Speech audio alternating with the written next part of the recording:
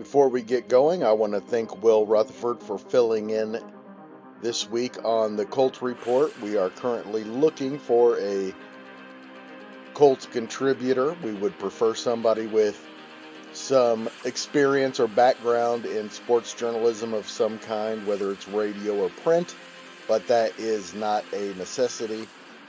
If you have no experience but like to talk about the Colts and, most importantly, are passionate about the Colts, we'd love to hear from you, maybe meet you and see how things work out.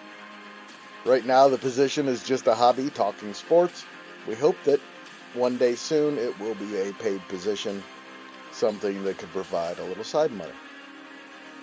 Please email greg.mengelt@gmail.com. Again, that's greg.mengelt, MENGELT, @gmail.com if that's something that interests you. What you're listening to now is the Central Indiana Sports Report podcast number 334.1, the Colts Report with Will Retherford, our training camp preview.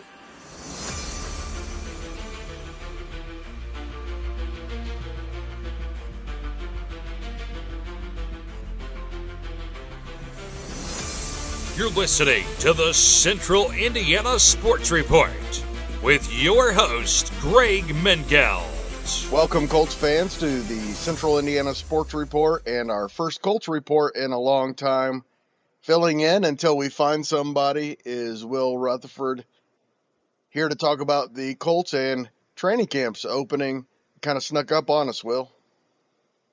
Yeah, all of a sudden, July is starting to turn into August, and there's a football game in next week. I believe it's a week from tomorrow is going to be the Hall of Fame game between the Chargers and Lions in Canton. So, we're right here. We're on the precipice of a new football season, and a lot of questions still linger really around the league, not just with the Colts, but we're going to figure them out in a couple weeks, though. And we should tell people coming up tomorrow will be the Will Retherford Show. We'll talk some more Colts. We'll talk some other stuff as well. Coming up in our second season in August, probably the first week of the high school football season is when the second season of the Central Indiana Sports Report will be officially underway. We will have a new name and time slot for the Will Retherford Show, whatever you decide to call it. I like the Will Retherford Show, but whatever you want to call it, we can go with, and you'll take it from there. But for now, you're filling in to do the Colts, and we had a Chris Ballard press conference yesterday, standard for training camp opening. Your thoughts on what he had to say? Anything jump out at you? It was kind of the same old for Ballard. I didn't really hear anything that, to me, felt like it was much different. I don't think that his issue's ever been with the media as far as like conversations, getting his narrative out. I just think his issue's kind of been putting it, his money where his mouth is. It all sounds good until you recognize that everything that he says kind of just lacks a backbone to a certain extent. Like he says things in the media and then really doesn't act on them, or really, I think, overplays what he did. I do think this year was more active day one of free agency and getting Bynum and getting Ward. That's something that, to me, you have to acknowledge and say, okay, he learned from his mistakes. But really, outside of that, it's not act like he did much. He did enough. He didn't do He definitely turned a weakness into a strength in the defensive backfield. No doubt about that. Well, and I think it was something that had to change. It was really to the point where you saw this was not sustainable for what the organization was doing as far as the secondary, and they had to make an adjustment. And it was either going to come through the draft or it was going to come through free agency. He opted to bring it out of free agency. I do think that there were some corners there in his second pick that he passed on that, to me, would have been sound options. With that being said, he went defense in free agency, and then he went with, obviously, offense with his first round pick, which was also a desperately needed positional need too. So I think that he accomplished his goal. Now it comes to, is Richardson going to be a quarterback that can take it to the playoffs? I said it last year before we even had a name to any of this, when we were just talking on the back porch, that the Colts were going to go as far as as far as Richardson took him, and I what you saw last year is where he took him. So I think you're hoping that he can adapt from a 7 to 8 win player to a 10-11 win player. I still see no scenario that Daniel Jones is the starter. Really, I think that Richardson has got the runway to win it. I feel that way. I don't think that they're Let's going talk to. about that in just a second before we get to the quarterback competition.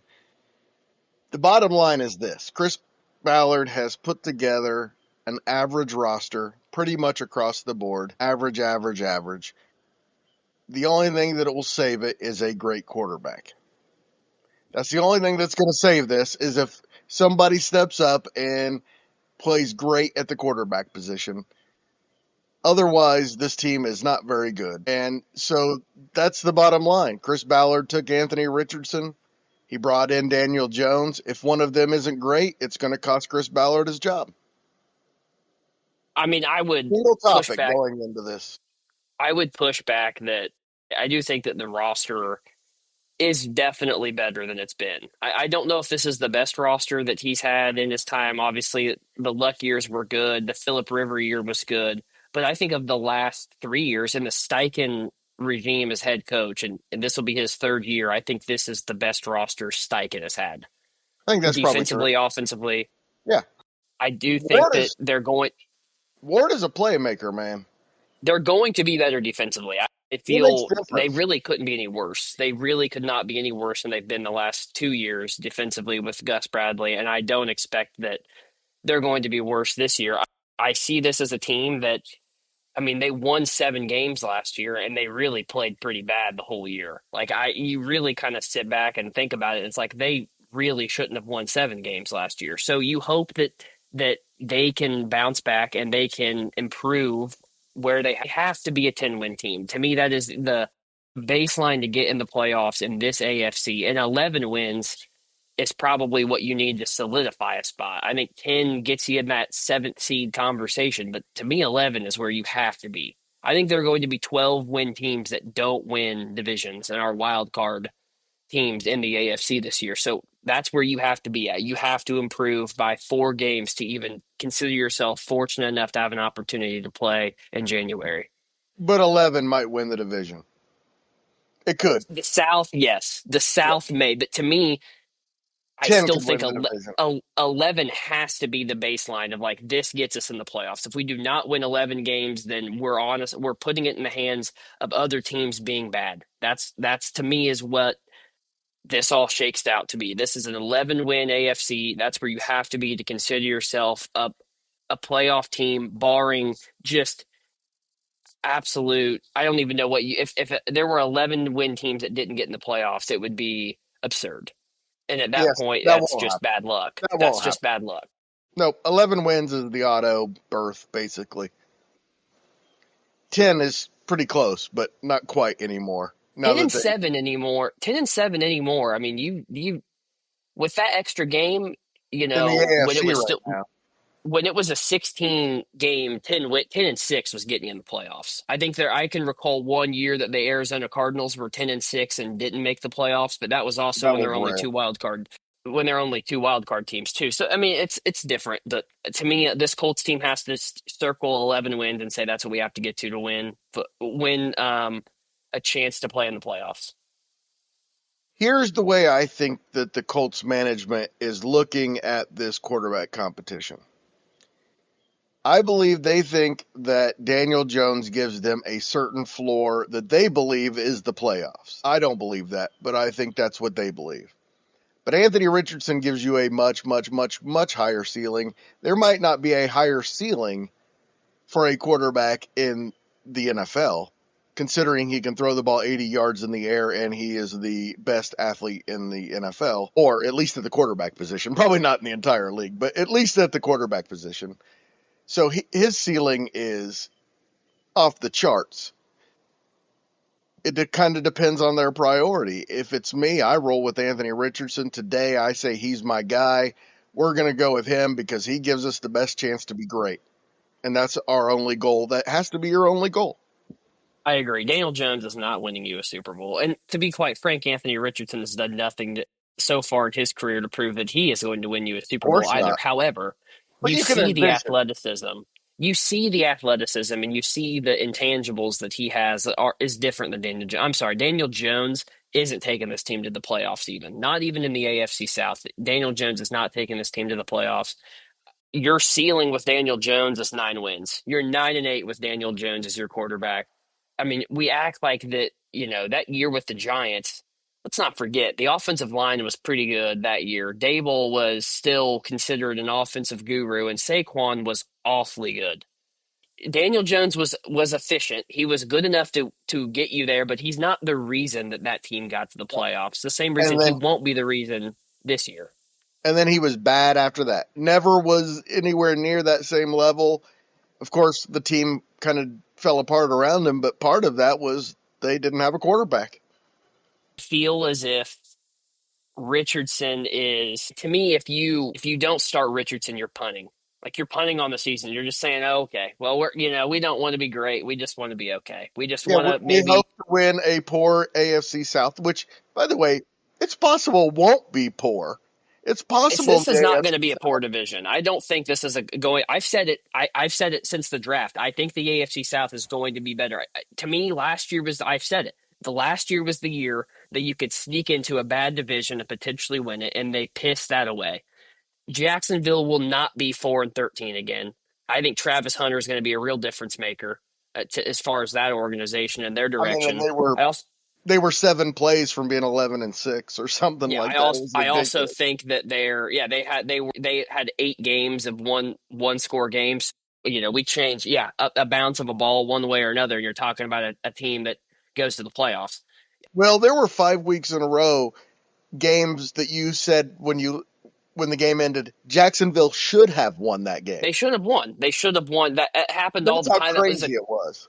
constant conversation. I do think that they actually have a competent general manager now. I think this Gladstone guy is one. He's ballsy as all get out for what he did. His first draft in the organization, as far as moving up to get Hunter, which I think should concern the Colts because that's not the Colts' MO. And to me, if Jacksonville, that's the way that some of these great teams have operated with their chances and willingness to take gambles. I think that is something that you have to look at and say we have to adapt to that. I also think that Tennessee they were competent quarterback play away from being also not bad. I mean, they were a top 5 defense the entire year. The entire year, they had the #1 pick in the draft. So it's not an issue of the division doesn't have talent. Obviously, the Texans have won the division in the last 2 years. And Texans have a high ceiling and a low floor. I agree. I think that's a team that could win 7 games. That's a team that could win 13 games. And I would not be shocked either way. I think it all comes down to Stroud's ability to adapt to a new offensive coordinator. This is just going to show that the Colts really Stay don't healthy. have the Colts, could be fortunate enough to win the division with 10 games, and they could be fortunate enough to win 9 games and be third place in the division, fourth place in the division, if depending on how games shake out. They do have to play the West this year. They have a tough out of conference schedule. I will say the South is going to have a tough out of conference schedule or out of division schedule. So I mean, it's all the league. What makes the NFL so great is that the league changes every year. No year you come in. There's the So Chiefs could great. win 4 games next year, and you wouldn't like it. You'd It's be so like, well, great. It's how so did great. that happen? But it's just there's not a league I think that's more cyclical as far as recycling teams getting better, teams being competent. You have your duds, like you have the Lions who were historically awful, the Raiders who have been bad, the Jets and stuff. But you only have 3 or 4 organizations really that are not having any chance of making the playoffs this year. And I think even those 4 organizations look at it and say, there's a chance. There is a chance if it all shakes out the way we need it to, that we ultimately make the playoffs. Yeah, there are going to be some bad teams probably, but I don't see any that are glaringly bad like a couple going into last year. We'll talk more about the NFL coming up on the Will Rutherford show coming up tomorrow morning. Sorry, producer Susie. Thursday morning. Oh, Thursday morning. Okay. That quarterback competition isn't the only competition, and it's one, of course, we're going to be talking about as we go through the weeks here before the season begins. One is offensive line. I don't know about if the competition is really that fierce, but it's going to be very interesting with a new center, a new right guard, a right tackle who returned last year and was good. A couple years there, not good, mostly injury filled seasons, not good, and Braden Smith. And you got guys like Blake Freeland and Jalen Travis kind of pushing those guys. Offensive line is definitely going to be one to watch, isn't it?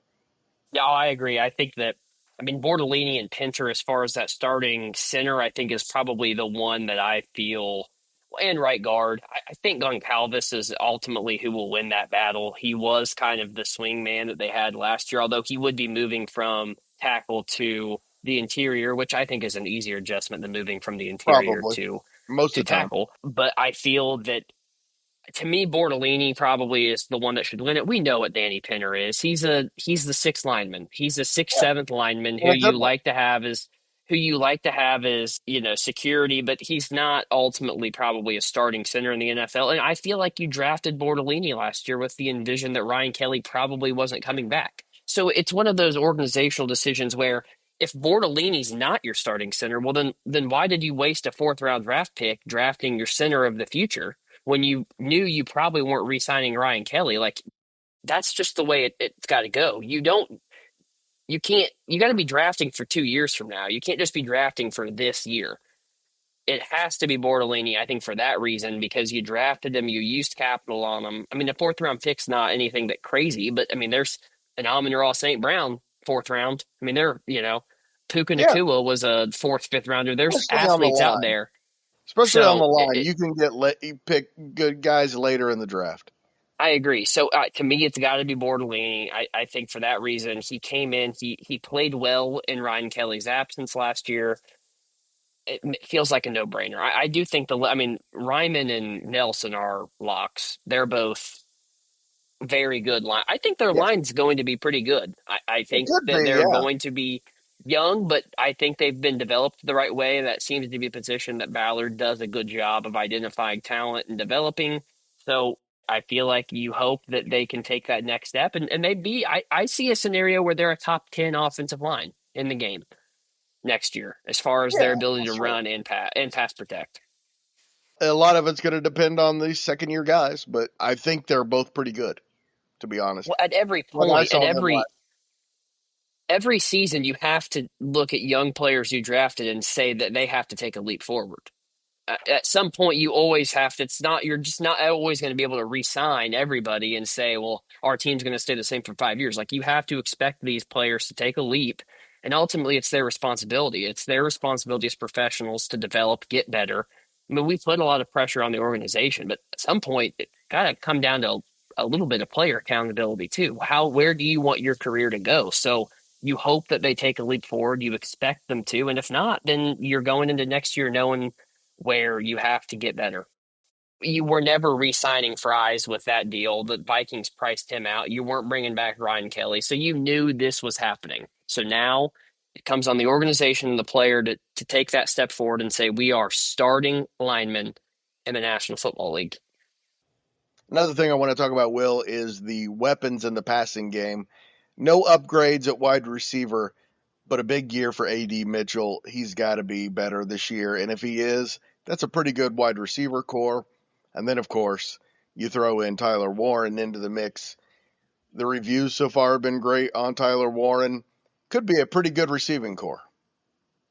Warren was going to be great. His tape did not lie. Like, he's just one of those players. Like, he's just going to be good in the NFL. Like, he's a guy you see. He's a Sunday guy. Even when you saw it on Saturday, his versatility. I see a scenario where Tyler Warren probably leads this team in receiving yards. I think Pittman was just rattled with injuries last year. I still think Michael Pittman is an awfully good receiver. If he's my two, I really love Michael Pittman as my two, but you need A.D. Mitchell to take that step forward. And honestly, Alec Pierce showed that he can be a competent wide receiver as far as a downfield Absolutely. threat. I mean, he had over 800 receiving yards last year. The Colts were the only franchise in the entire league to have three receivers over 800 yards last year. Wow.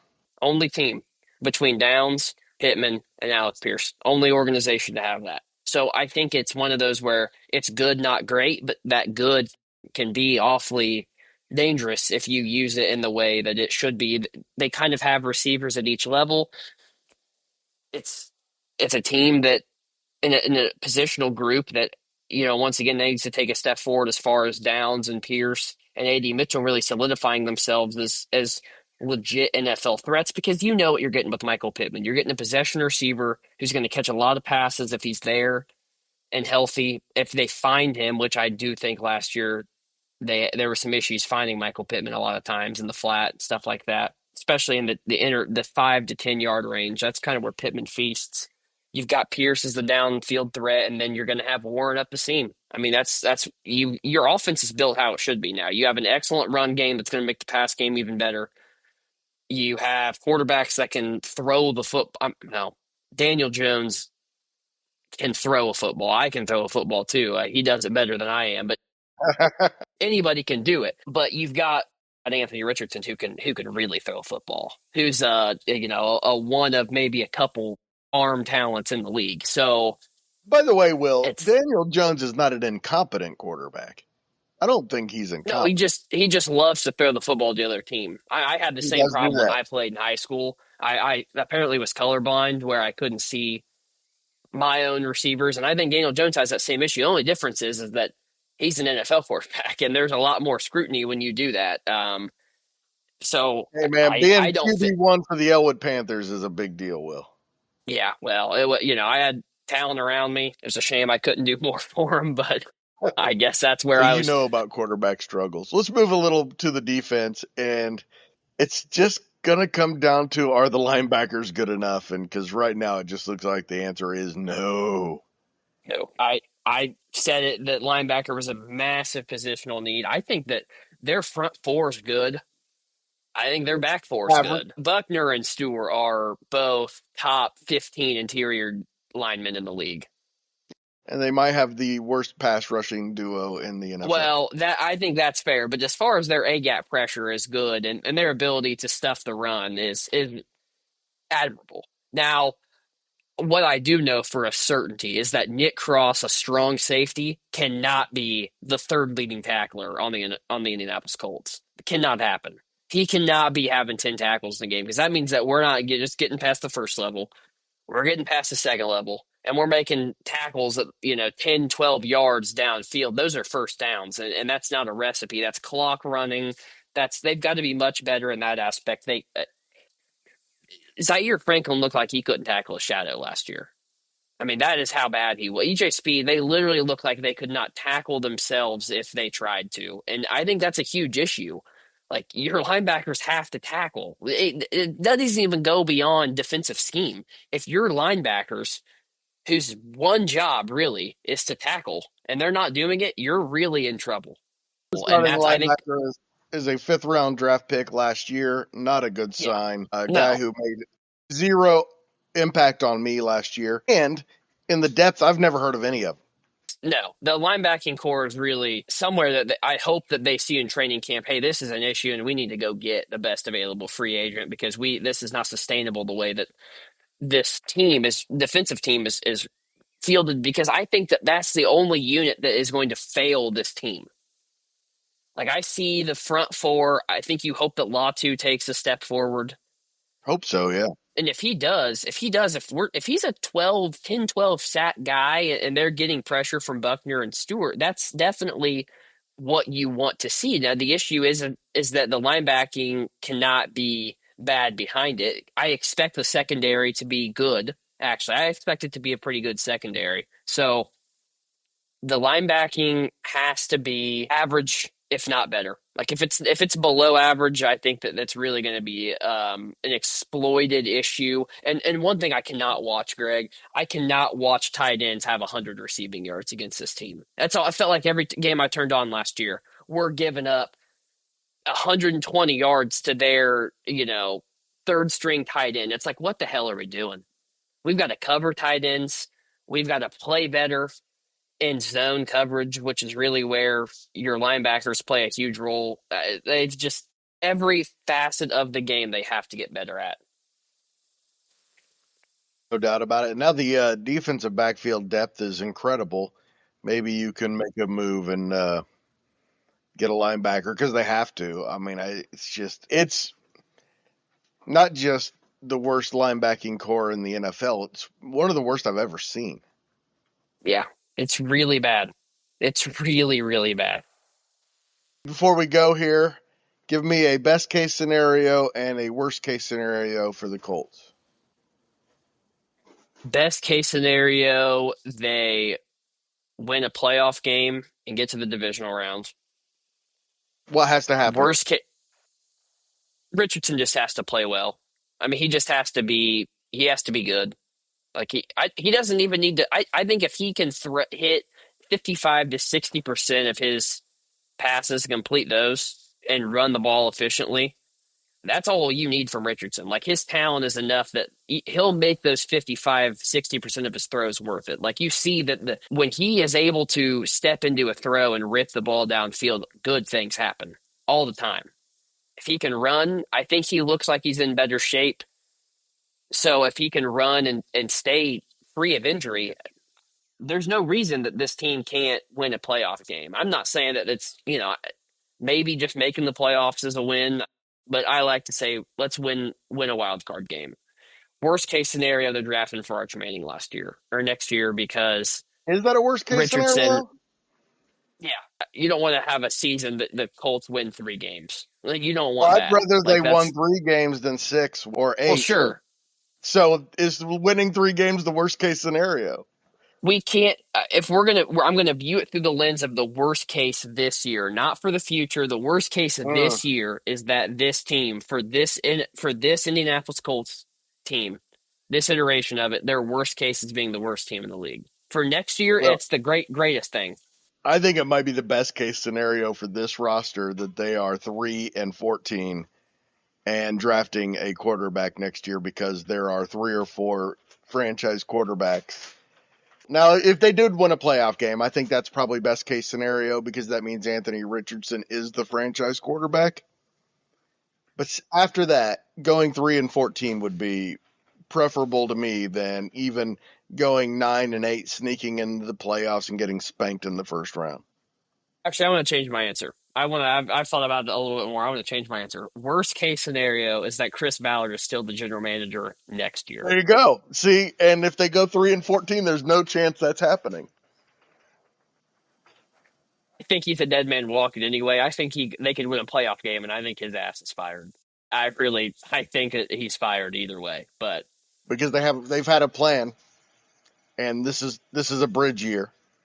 I don't know if it's the plan I've been talking about, but they have a plan, I believe. I think that the daughters, the Ursay girls women, I should say, are more than competent, more than ready, and honestly, I think they're ready to shake things up. I think that if anything, there's going to be a different vibe around this team in the future. I just think they're going to be winners. I think Jim had a plan going into next year, and of course his daughters. And it's okay to say girls because they're his girls. So it's okay to say the Ursay girls. I like that. But I think there's been a plan all along, starting next year, that has been in place. I hope you're right. I really hope you're right, because and that explains retaining everybody. I'm patiently waiting. Yeah, I'll take a 14-3 or a 3-14. Anything in between, I'm not going to be real thrilled with. Thanks so much, Will. Yep, thank you. Once again, make sure you tune in first thing tomorrow for the Will Rutherford Show. We'll be talking more NFL. We'll be talking a lot of NFL. It'll be mostly NFL. A little bit of fever and a little all-star game, but mostly it's NFL time now, Will. We've ignored it for 3 months. It's time.